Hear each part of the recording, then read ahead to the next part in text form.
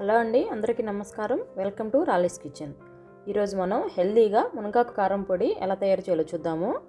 మునగాకు, అవిసె గింజలు, నువ్వులు మనం రోజు తప్పకుండా తీసుకోవాలి. ఇవి మన హెల్త్కి చాలా మంచిది. ఇలా అన్నీ విడివిడిగా తినాలంటే మనకి ఇబ్బందిగా ఉంటుంది కదా. ఇలా అన్నీ కలిపిన పొడి రోజు మనం భోజనంలో ఫస్ట్ ముద్దలో తీసుకుంటే అన్ని రకాల న్యూట్రిషన్స్ మనకి అందుతాయి. మీరు తప్పకుండా ఈ కారపొడిని రోజు భోజనంలో కానీ టిఫిన్స్లో కానీ తీసుకోవడం అలవాటు చేసుకోండి. మీ స్కిన్కి, జుట్టుకి, హిమోగ్లోబిన్ పెరగడానికి చాలా బాగా ఉపయోగపడుతుంది. వీడియోలోకి వెళ్లే ముందు కొత్తగా మన ఛానల్ని చూస్తున్నట్లయితే రాలీస్ కిచెన్ యూట్యూబ్ ఛానల్ని సబ్స్క్రైబ్ చేసుకోండి. పక్కనే ఉన్న బెల్ ఐకాన్ని క్లిక్ చేయండి. నేను పెట్టే వీడియోస్ను మిస్ అవ్వకుండా మీకు నోటిఫికేషన్ వస్తుంది. ఇప్పుడు కారం పొడి తయారు చేసుకోవడం కోసం ముందుగా 1 కప్పు ఎండుమిర్చిని డ్రై రోస్ట్ చేసుకోవాలి. ఇందులో ఆయిల్ కూడా వేయనవసరం లేదండి. అవిసె గింజల్లో, నువ్వుల్లో ఆయిల్ ఉంటుంది కాబట్టి ఎక్స్ట్రాగా ఆయిల్ అవసరం లేదు. అన్ని ఇంగ్రీడియంట్స్ కూడా డ్రై రోస్ట్ చేసుకోవాలి. 2 టేబుల్ స్పూన్లు ధనియాలు, 1 టేబుల్ స్పూన్ జీలకర్ర, 1 టీ స్పూన్ మెంతులు వేసుకొని అన్నీ బాగా వేయించుకోవాలి. ఇందులో చిన్న నిమ్మకాయ సైజ్ అంతా చింతపండు, సరిపడా రాళ్ళ ఉప్పు కూడా వేసుకొని అన్నీ కూడా కొంచెం కలర్ మారి మంచి వాసన వచ్చే వరకు వేయించుకోవాలి. మీ దగ్గర ఎండు చింతాకు ఉంటే చింతపండు బదులుగా చింతాకు వేసుకోవచ్చు. ఇలా వేగిన ఎండుమిర్చి ఒక ప్లేట్లో వేసుకొని చల్లారనివ్వాలి. అదే ప్యాన్లో 1 కప్పు అవిసె గింజలు, 1 కప్పు నువ్వులు వేసుకొని 2-3 నిమిషాల పాటు వేయించుకోవాలి. అవిసె గింజలు డార్క్ కలర్ ఉంటాయి కాబట్టి ఎంత వేగాయి అని తెలియదు. ఎక్కువసేపు ఉంచితే మాడిపోతాయి. ఇలా చిటపటా సౌండ్ వచ్చాయంటే పర్ఫెక్ట్గా వేగినట్లే. ఇవి కూడా ప్లేట్లో వేసుకొని చల్లారనివ్వాలి.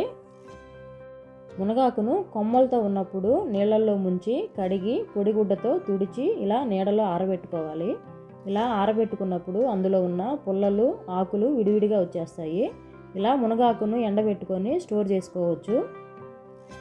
ఇలా ఆరబెట్టుకున్న మునగాకును 1 కప్పు తీసుకోవాలి.